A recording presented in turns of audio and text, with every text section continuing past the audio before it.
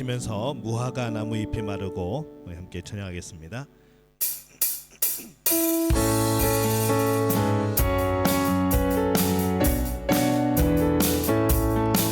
무화과 나뭇잎이 마르고 포도 열매가 없으며 감람나무 열매 그치고 논밭에 식물이 없어도 우리의 양떼가 없으며 외양간송아지 없어도 난 여호와로 즐거워하리 난 여호와로 즐거워하리 난 구원의 하나님을 인해 기뻐하리라. 무화과 나뭇잎이 마르고 포도 열매가 없으며 감람나무 열매 그치고 논밭에 식물이 없어도 우리의 양떼가 없으며 외양간 송아지 없어도 난 여호와로 즐거워하리 난 여호와로 즐거워하리 난 구원의 하나님을 인해 기뻐. 우리 한 번 더 찬양합니다. 무화과 나뭇잎이 마르고 포도 열매가 없으며 감람나무 열매 그치고 논밭에 식물이 없어도 우리의 양떼가 없으며 외양간 송아지 없어도 난 여호와로 즐거워하리 난 여호와로 즐거워하리 난 구원의 하나님을 인해 기뻐하리라. 내 안에 부어주소서 성령의 충만한 기름을 내 안에 충만케 하소서. 성령의 기름으로 내 안에 부어주소서. 성령의 충만한 기름을 내 안에 충만케 하소서. 성령의 기름으로 내게 기름 가득할 때 주의 복음 전할 수 있네. 내게 기름 가득할 때 주의 사랑 베푸네. 그날에 우리 주님께서 밤중에 찾아오실 때에 기름 준비된 자만이 잔치 자리 들어가네. 그날에 우리 주님께서 밤중에 찾아오실 때에 기름 준비된 자만이 잔치 자리 들어가네. 내 안에 부어주소서. 성령의 충만한 기름을 내 안에 충만케 하소서. 성령의 기름으로 내 안에 부어주소서. 성령의 충만한 기름을 내 안에 충만케 하소서. 성령의 기름으로 내게 기름 가득할 때 주의 복음 전할 수 있네.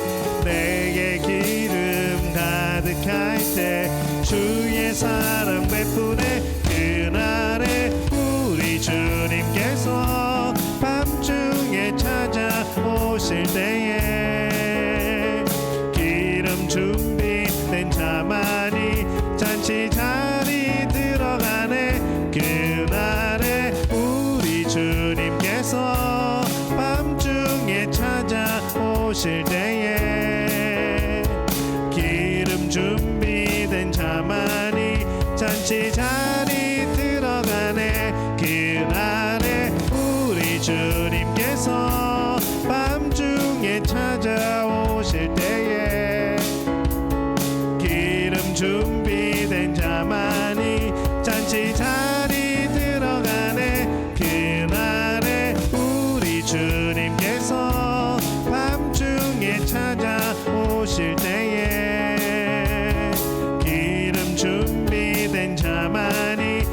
다시 자리 들어가네.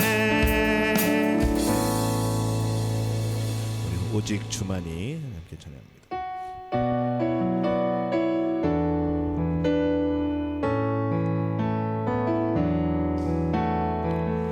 나의 영혼이 잠잠히 하나님만 바라며 나의 구원이 그에게서 나는 도다. 나의 영혼이 간절히 하나님만 바라라. 나의 소망이 저에게서 나는 도다. 오직 주만이 나의 반석, 나의 구원이시니.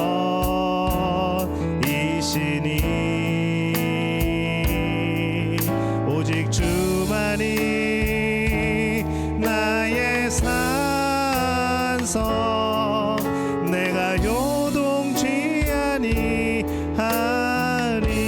나의 영혼이 간절히, 나의 영혼이 간절히 여호와를 갈망하며 나의 입술이 여호와를 찬양하리.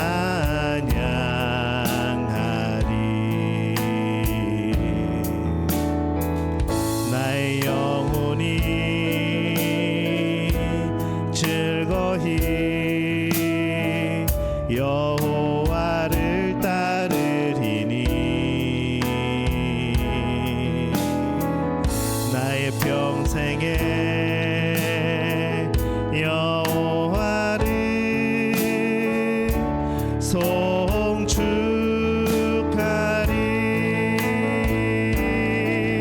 오직 주만이 나의 반석, 나의 구원이시니. 오직 주만이 나의 산성, 내가 요동치 아니하리. 나의 구원, 나의 영광, 나의 구원, 나의 영광 하나님께 있으니. 내 힘의 반석과 피난처 되시네. 오직 주만이 나의 반석, 나의 구원이시니.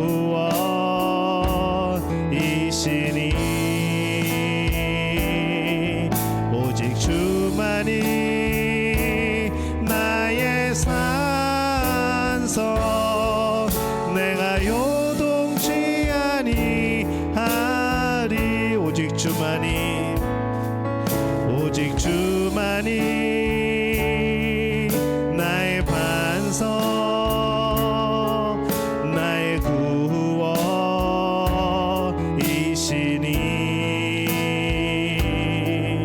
오직 주만이 나의 산성, 내가 요동치 아니하리.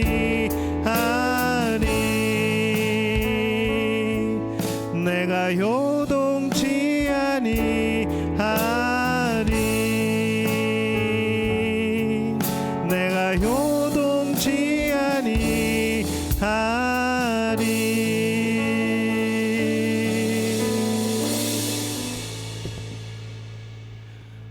함께 나누실 말씀은 신약성경 사도행전 13장 1절에서 5절까지의 말씀 함께 보겠습니다. 사도행전 13장 1절에서 5절까지 우리 한 목소리로 함께 봉독합니다. 안디옥 교회에 선지자들과 교사들이 있으니 곧 바나바와 니게르라 하는 시므온과 구레네 사람 루기오와 분봉왕 헤롯의 젖동생 마나엔과 및 사울이라.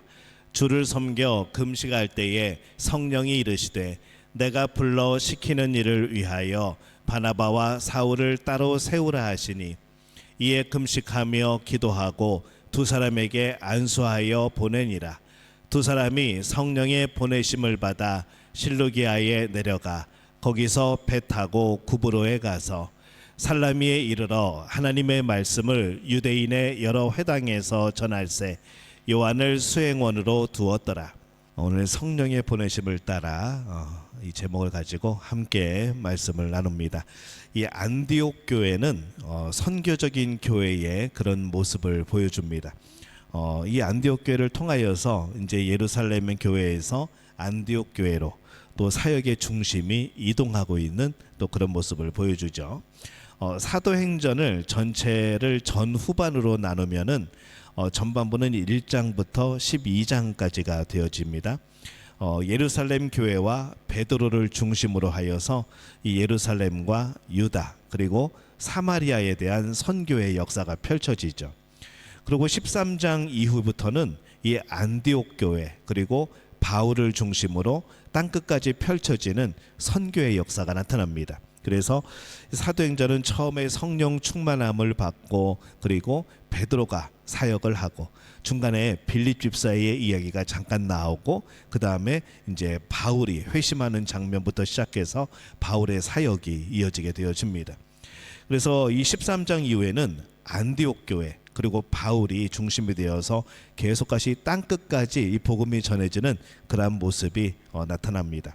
이 앞으로 계속될 이 바울의 1차, 2차, 3차 이 선교 여행 중에서 이 사도행전 13장 그리고 사도행전 14장은 이제 1차 전도 여행, 선교 여행의 그런 내용이 담겨져 있습니다.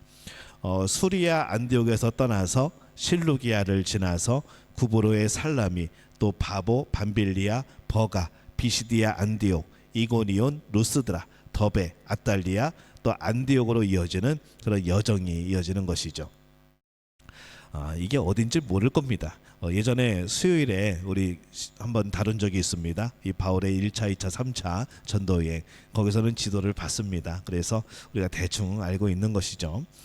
사도행전 1장에 오순절 성령으로 말미암아서 예루살렘과 유다와 사마리아에 이 선교가 시작되고 이제 외국 선교도 성령님의 역사가 주도하는 모습을 또 발견하게 되어지는 거죠. 그래서 이 처음 선교사의 파송을 그 장면을 세 가지로 나눠볼 수 있는데 첫 번째는 이 성령님의 사역이 등장을 합니다. 그리고 이제 안디옥 교회 이제 선교사를 파송하는 교회로서 안디옥 교회 그 다음에 바울의 사역 이제 최초의 선교사가 바울이 파송이 되어서 어떻게 그가 이 선교의 역사를 감당하는가. 그래서 이 장면이 이 처음 선교사 파송의 세 장면으로 나오죠. 그래서 오늘은 요 세 가지를 중심으로 이제 말씀을 좀 이어가려고 합니다. 먼저는 이 성령님의 사역입니다. 지금은 어떤 시대인가? 지금은 구약 시대도 아니고 지금은 신약 시대입니다. 근데 신약 시대 중에서도 어떠한 시대인가 하면은 지금은 성령의 시대라고 그렇게 부릅니다. 구약에는 선지자들이 활동을 했었죠. 하나님이 직접 역사하셔서 그런 선지자들이 활동을 했었고 예언가들이 활동을 했었고 그 다음에 예수님이 오셨을 때는 예수님이 모든 것을 감당하시고 하나님의 나라를 선포하셨죠. 그리고 예수님이 승천하신 이후에 이제 성령님이 우리 가운데 오십니다. 그래서 우리 안에서 이 성령님이 계셔서 성령께서 주관하시고 통치하시고 이루어 가시는 지금은 성령 시대다 그렇게 우리는 부릅니다. 그래서 오순절 이 성령이 오심을 통하여서 지금은 이 사도행전은 실질적으로 성령이 이끌어 가시는 그런 복음 전파의 그런 모습이 되어지는 거죠. 성령님을 우리가 받았기 때문에 우리의 삶은 성령님이 인도합니다. 성령님은 인격적인 존재입니다. 우리가 생각하는 뭐 갑자기 이제 뭐 드라마 같은 데 보면 갑자기 무당이 이렇게 신을 접하죠. 이러면서 이제 뭐 누가 왔다고 막 그러는데, 뭐 그런 왔다 갔다 하시는 분이 아니고, 성령님은 우리가 예수님을 믿기 시작할 때부터, 예수님을 영접할 때부터 우리 안에 계신 분이, 함께 하시는 분이 성령님입니다. 그래서 인도하시고 위로해 주시고 감동케 하시고 깨닫게 하시고, 때로는 우리의 연약한 모습 속에 근심하기도 하시고, 또 우리의 안타까운 죄의 모습을 보시면서 탄식하기도 하시고, 그래서 우리 안에서 이 하나님의 마음이 우리 안에 있다고 생각하면 딱 좋을 것 같아요. 부모가 그 아이들을 바라보면서 겪는 여러 가지 모습들, 아픔들, 안타까움들, 때로는 막 자랑스러움, 막 위로해주고 싶고, 어떤 때는 막 잘했다고 칭찬해주고 싶고, 그런 마음이 이 성령님이 가지고 계신 마음이라는 겁니다. 그래서 이 성령님은요, 인격적인 존재라는 것이죠. 그래서 이 세상에는 성령을 따라 사는 사람이 있고 우리의 육체를 따라 사는 사람이 있습니다. 육체를 따라 사는 삶이 아닌 성령을 따라 사는 그런 삶이 되어야 하는 겁니다. 이것은 동시에 할 수가 없습니다.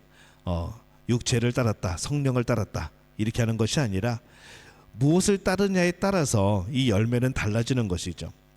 우리가 육체를 따라 산다고 하는 것은 성령에게 귀를 막고 살아가는 겁니다. 성령님의 음성에 귀를 막고 살아가면 그는 이제 세상을 따라, 육체를 따라 살아가는 거죠.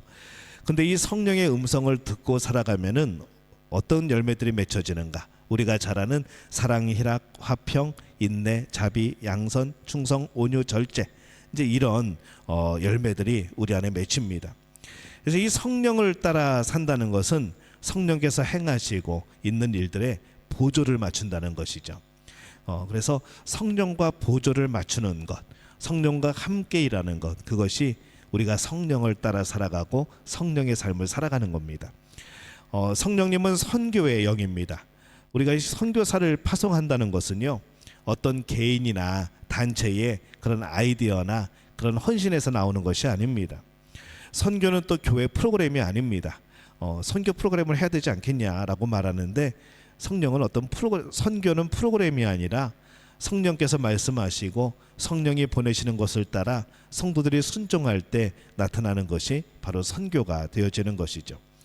그래서 바나바와 바울이 교회를 통해서 이제 선교사로 파송이 되었지만은 성경 말씀은 그것을 뭐라고 기록을 하는가 하면은 성령이 보내셨다라고 그렇게 기록을 합니다. 그래서 이방인들에 대한 선교를, 복음 전파를 성령님께서 주도적으로 그렇게 이루어 나가시는 거죠. 그 선교의 방향도 성령님이 인도하십니다. 바울이 선교 여행을 가고 싶었던 곳들이 있습니다. 여기를 거쳐서 여기를 거쳐서 여기를 거쳐서 가야지 하는데, 성령께서 중간중간에 방향을 바꾸시는 그런 모습들이 나오죠. 분명히 거기는 안 가도 될 것 같은데 성령께서 가라고 또 마음을 주시기도 하고, 그래서 이 바울의 선교도 결국에는 성령님이 이끌으시는 대로 그 방향으로 가게 되어집니다. 우리가 지난 몇 주간의 말씀을 나누면서 빌립의 전도 사역 나눴었고요. 또 베드로가 이 고넬료를 만나면서 복음을 전파하고 이방인 선교를 하게 되는 모습도 봤고요. 또 교회와 개인을 사용하여서 선교하시는 이 하나님의 놀라운 역사를 봤습니다. 그런데 이 모든 것들이 바로 성령께서 주관하시는 그런 역사였습니다. 처음 선교사로 파송을 받은 이 바나바 그리고 바울은 이 안디옥 교회에서 파송한 선교사인 것이죠. 그러면 교회와 개인이 어떻게 해야 성령의 인도하심을 받을 것인가? 오늘 말씀의 2절을 가만히 보면요, 주를 섬겨 금식할 때에 라고 이렇게 나옵니다. 이 주를 섬긴다고 하는 것은 하나님 앞에 예배드린다는 뜻입니다. 금식을 했다는 것은 세상적인 것을 끊고 기도했다는 것이죠. 근데 우리가 보통 금식할 때는 어떤 때입니까? 뭔가 중요한 일이 있을 때나 아니면 당장 해결해야 될 문제가 생겼을 때나, 그럴 때 우리는 금식을 하게 되어집니다. 근데 지금 안디옥 교회는 무슨 다급한 일이 있는 게 아닙니다. 다급한 일 때문에 기도한 게 아니고 하나님의 뜻대로 더 잘 살기 위해서 그들은 금식을 했던 것이죠. 성령님의 음성을 잘 듣기 위해서, 또 성령께서 어느 방향으로 이끄시는가를 잘 보기 위해서 바로 금식을 했던 거죠. 이 자기 자아가 강한 사람들은 금식을 통해서 자기를 비울 때에 성령의 인도하심을 더 잘 받아들일 수도 있습니다. 그래서 우리가 금식을 한다는 것은 하나님의 뜻을 알기 위함입니다. 내가 금식하면서 막 떼써가지고 하나님 이거 뭐 응답 안 해주시면은 너는 굶어 죽을 겁니다, 이런 뜻이 아니라는 것이죠. 나는 죽었습니다 라는 겁니다. 금식을 통하여서 하나님 나는 죽었습니다. 내 의지 없고 내 생각 없고 내가 뭐 할 수 있는 능력 지금 없습니다. 그러니까 하나님의 뜻을 알려주십시오. 하나님이 원하시는 길을 열어주십시오 라고 하는 것이 금식기도입니다.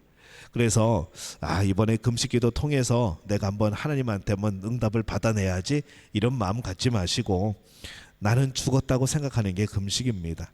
정말 그렇게 절박한 거죠. 내가 그런 마음으로 하나님의 뜻을 알기 위해서 금식을 통해 나가면은 또 하나님께서 그런 기도에 또 특별하게 응답을 해주시는 그런 일들이 참 많습니다. 그 금식은 그렇게 하는 겁니다. 내 자신을 비울 때, 나의 고집을 꺾을 때, 나의 욕심을 버릴 때, 나의 의지를 내려놓고 나의 지혜를 내려놓고 하나님의 뜻을 구할 때, 그때 금식하는 겁니다. 그러면 성령의 인도하심이 더 잘 받아들여지고 잘 들려지게 되어지는 것이죠. 이 성령님의 인도는요, 안디옥 교우들이 예배를 드리면서 금식할 때 일어납니다. 성령님의 인도하심은 예배할 때, 기도할 때, 금식하며 기도할 때 나타나게 되어지죠. 이런 사람들에게 성령님은 무엇을 알려주시는가? 하나님의 뜻을 알려주십니다. 그러니까 결국에 우리가 예배를 드리고 기도를 하고 금식을 하는 것, 이것은 그 목적은 하나님의 뜻을 알기 위해서 그런 겁니다. 내가 뭔가를 억지 쓰고 뭔가 때를 부리기 위해서 하는 게 아니라 하나님의 뜻을 알기 위해서 하는 것이죠. 이 성령님은 보내는 목적, 보낼 사람, 가야 할 지역도 결정하여서 알려주십니다. 엄청난 박해 속에서 뭐 어떤 특별한 자원도 없이 또 경험도 없이 훈련도 없이 그 시간에 많은 지역에 복음을 선포하게 된 그런 비결은요, 이 성령의 특별한 역사라는 것이죠. 우리 수많은 역사 속에서 선교사들이 갈 때는요, 제대로 된 그런 지원이나 그런 것도 없었습니다. 그냥 한참 미국에서 대부흥의 시대가 열렸을 때 그때 많은 젊은이들이 뭐 지금 나이로 하면은 뭐 한 20살, 21살, 22살 이런 청년들이 뭐 어리게는 막 28, 29, 18, 19 이런 사람들이 막 은혜 받고 성령 충만하여서 막 선교사로 헌신하는 것이죠. 그 사람들 목숨 걸고 갑니다. 가서 많이 순교했습니다. 지원도 없고 그냥 자기비량으로 자기가 돈 모아서 가고, 뭐 그 한참 가는 배 타고 가다가 병 걸려서 죽은 사람도 있고, 뭐 별의별 사람들 다 있는 것이죠. 어떤 사람은 선교지에 갔는데 오해받아가지고 거기서 바로 죽기도 하고, 뭐 그런 경우들, 뭐 복음을 전하다가 거기 있는 토속신앙하고 맞지 않아서 순교당한 사람들, 엄청나게 많은 선교사들이 죽었습니다. 성령의 인도하심으로 그들이 그렇게 헌신하며 나아갔을 때 그 결과가 뭔가, 지금 여러분이 이 자리에 앉아있는 게 그 결과라는 것이죠. 그들은 죽었지만은 그들이 뿌린 복음의 씨앗들이 남아서 싹이 트고 자라나고 열매를 맺는 것. 그래서 대한민국에도 수없이 많은 선교사들이 와서 순교당했습니다. 수많은 전쟁, 일제치하에서도 또 복음을 지켜나간, 믿음을 지켜나간 이들의 그런 신앙으로 인하여서 우리가 지금 그렇게 예수님을 믿고 편하게 믿고 있는 것이죠. 이 모든 것들이 성령의 역사입니다. 성령께서 지원하시고 성령께서 이끄시고 성령께서 능력 주신 결과인 겁니다. 이 초대교회와 같은 선교의 역사가 나타나기 위해서는 그래서 성령의 역사가 반드시 필요합니다. 그래서 교회가 이 선교의 역할을 잘 하려면요, 성령님의 음성을 끊임없이 듣는 교회가 되어야 되고 성령의 역사심의 통로가 되는 그런 교회가 되어야 되는 겁니다. 이것이 바로 이 초대교회, 이 첫 선교사가 파송이 되었을 때에 이 성령의 사역에 그런 놀라운 일들이 나타난 그런 한 가지의 특징이 되어지겠습니다. 두 번째는요, 이 안디옥 교회의 사역, 파송하는 교회의 모습을 통해서 이 첫 선교사의 파송의 장면을 볼 수 있는데요. 이 안디옥 교회는 어떻게 보면은 신자들에 의해서 자발적으로 세워진 교회입니다. 이방 선교의 전진 기지, 여기를 중심으로 해서 계속 소아시아 지역으로 이제 복음이 퍼져나가게 되어집니다. 그래서 모교회이죠. 진짜 모교회는 예루살렘에 있었습니다. 예루살렘 교회를 오히려 안디옥 교회가, 나중에 세워진 안디옥 교회가 오히려 돕게 되어지는, 그렇게까지 되어지고요. 이 안디옥 교회는 금식하고 기도하고 안수하고 선교사를 파송을 합니다. 선교사를 가장 먼저 파송한 교회가 안디옥 교회입니다. 선교 지향적인 교회이죠. 선교와 구제를 함께 했고, 이것이 안디옥 교회를 초대교회의 중심으로 만들어준 그러한 이유가 되어집니다. 이런 구제하는 교회, 선교하는 교회의 모습 외에도 이 안디옥 교회는 참 본받을 게 많습니다. 말씀에는요, 이 교회의 지도자급에 속하는 선지자 그리고 교사의 이름 5명이 나옵니다. 누군가 하면은 바나바, 시므온, 루기오, 마나엔, 사울, 이렇게 5명이 나옵니다. 이 안디옥 교회에 사역했던 사람들이죠. 이들이 다양한 문화와 인종들입니다. 이들이 잘 모여서 조화를 이루고 있었다는 것을 우리가 알 수가 있죠. 바나바는 시리아 유대인 출신입니다. 그리고 시므온은요, 니게르라고 불렀습니다. 이 니게르란 말이 검다라는 뜻입니다. 그래서 아프리카 출신의 흑인이었죠. 이 사람이 시므온입니다. 루기오는 이방 사람이었고, 이 마나엔이라는 사람은요, 헤롯, 우리가 잘 아는 헤롯, 그 사람과 궁궐에서 같이 자란 귀족 출신입니다. 또 사울은 모두가 아는 대로 유대인, 바리새인, 랍비 출신입니다. 그러니 이들 모두가 출신 성분이 다르고 또 배경이 다르고 인종적인 성격이 다른 사람들이었다는 것이죠. 이렇게 다양한 지도자가 안디옥 교회에서 사역을 합니다. 이것만 보아도 이 안디옥 교회에 다양한 배경의 사람들이 모여서 성령님의 지도하에 아름답게 동역을 하였다라는 것을 우리가 볼 수 있는 거죠. 그리고 사도행전 13장 2절에 보면은요, 이렇게 기록을 합니다. 우리 함께 읽어볼까요? 주를 섬겨 금식할 때에 성령이 이르시되 내가 불러 시키는 일을 위하여 바나바와 사울을 따로 세우라 하시니, 이렇게 기록을 합니다. 주의 종 가운데에서 이 선교사로 다시 부르시는 그런 부름이 나오는 거죠. 지금 5명이 사역을 하고 있었는데 성령님이 그들이 금식하고 기도하고 예배할 때에 따로 사람을 따로 부르십니다. 그게 누군가 하면은 바나바와 사울이죠. 그들을 왜 부르셨는가 하면은 그들을 선교사로 삼으시겠다는 겁니다. 그리고 교회는 어떻게 했는가? 그들을 주의 이름으로 축복하고 흔쾌히 선교사로 파송을 합니다.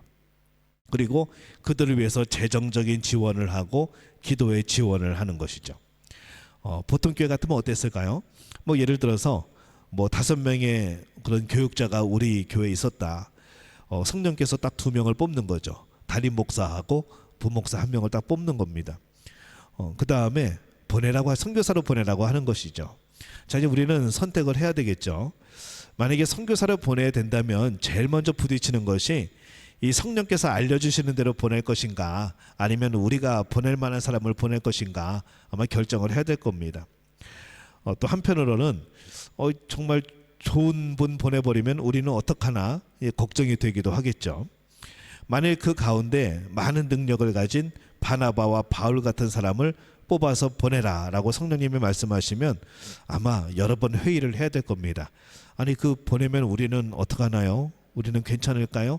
그런 생각들을 하게 된다는 것이죠. 하지만 이 안디옥 교회는요, 그걸 고민을 하지 않습니다. 성령님께 순종을 하죠.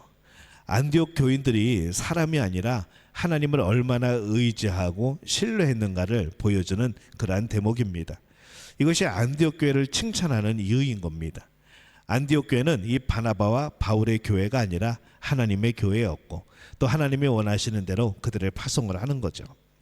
이것이 바로 우리가 두 번째 말했던 그런 두 번째 보여주세요. 다시. 안디옥 교회 파송하는 교회로서의 그런 모습입니다. 자, 이제 세 번째입니다. 바울의 사역, 이 최초의 선교사 이 바울을 통하여서 또 우리는 이 첫 선교사를 파송한 그 세 장면 중에 하나를 보게 되는 것이죠. 이 바나바와 바울은 최초의 선교사가 됩니다. 이 성령은 하나님의 역사를 이루시되 사람을 통해서 이루십니다. 성령께서 직접 역사하시는 그런 기록들도 많이 있지만은 하나님은 사람을 사용하십니다. 그래서 우리가 보면은 그런 생각도 해요. 성경 읽으면서 아니 하나님이 직접 하시면 되지. 뭐 복잡하게 그 말 안 듣는 사람들 세워가지고 또 그 사람들이 뭐 때로는 도망가기도 하고 난 못해요 그러기도 하고 아니 난 안 할 겁니다 도망가기도 하고 왜 그런 사람들을 시키시는가 우리는 그런 생각을 하지만요.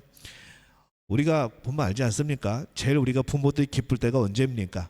내가 해주면 제일 빠릅니다. 그런데 자녀들이 내가 원하는 것을 그들이 해주길 바라는 거죠.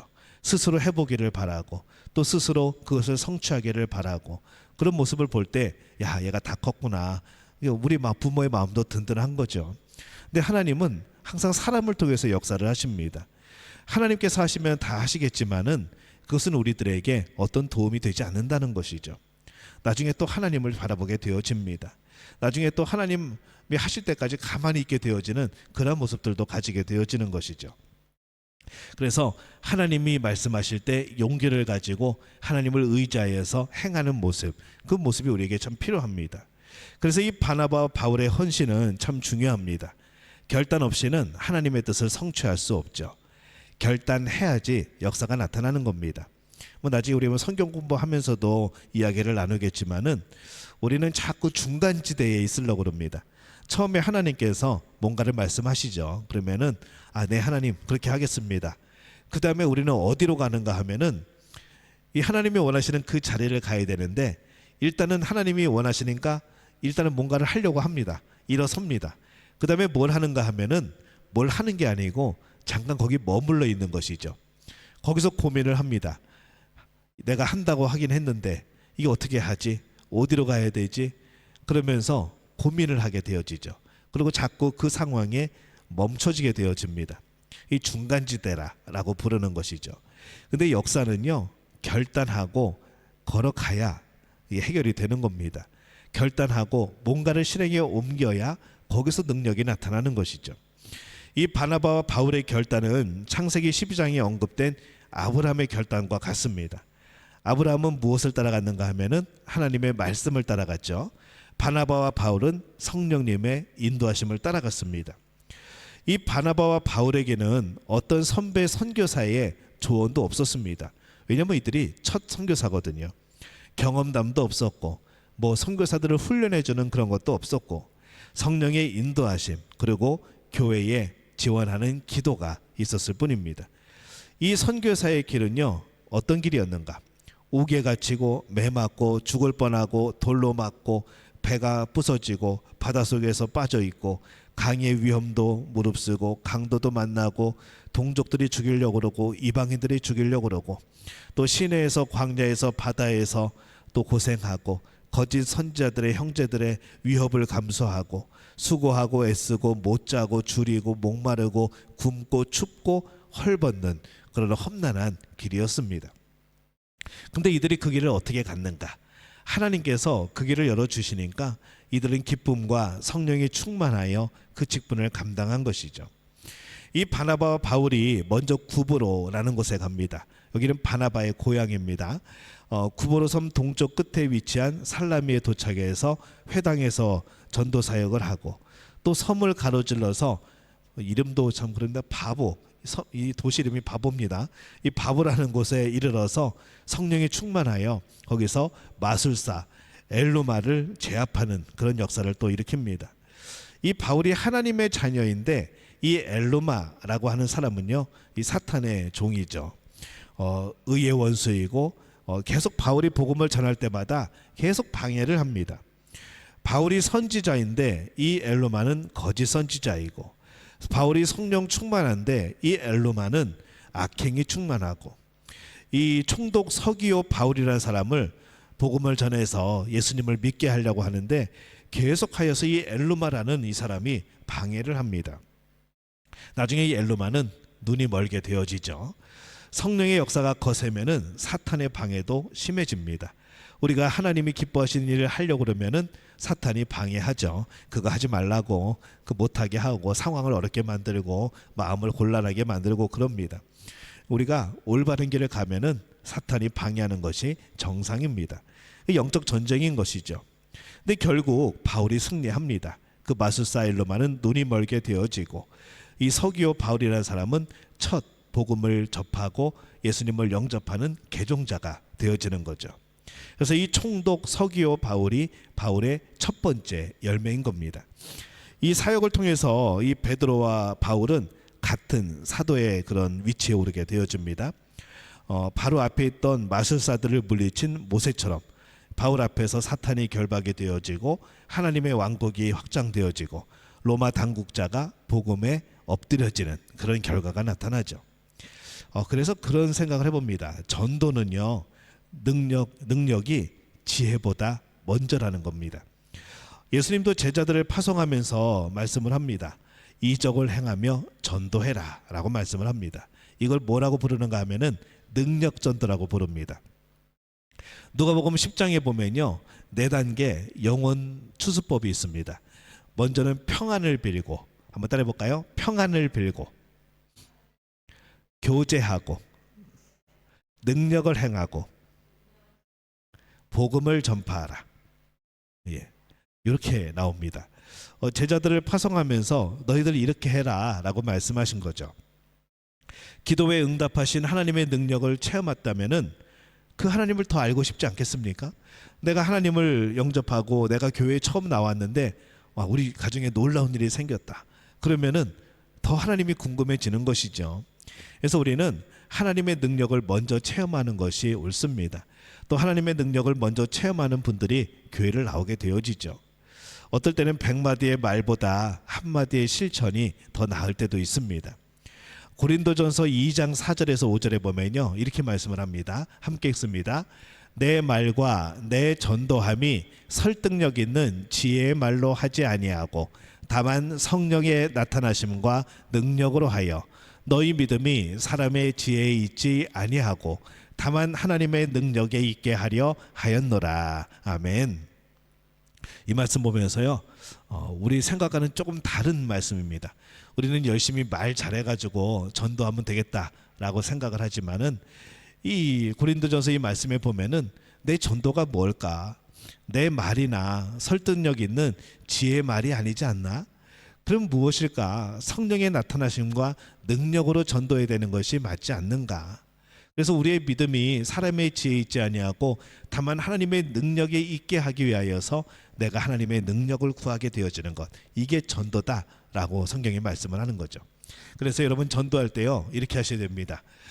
일단 평안을 빌고 축복을 하고 교제하고 그 다음에 여러분 기도하셔야 됩니다.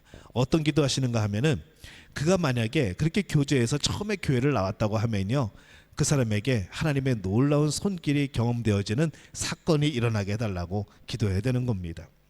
그냥 뭐 밍숭맹숭한 그런 신앙생활이 이어지는 게 아니라 하나님의 살아계심을 경험을 해야 되는 것이죠. 근데 내가 능력을 나타내는 게 아니지 않습니까?